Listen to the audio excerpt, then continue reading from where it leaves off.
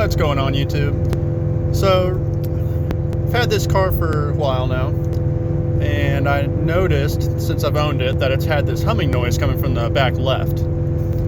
So I've determined that it is the wheel hub bearing. I'll know tomorrow when I finally put a new one in, but I wanted to document this before I changed it out for anybody else that has a similar problem. So right now I'm going about 58. I'm going to take it up to probably 80 and put it in neutral. You probably hear the humming right now, I'm not sure.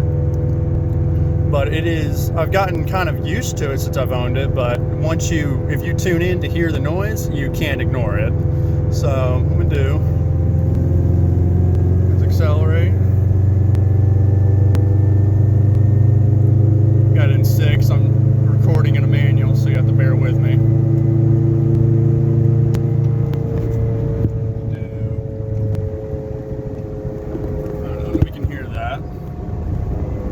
Really noticeable from the rear.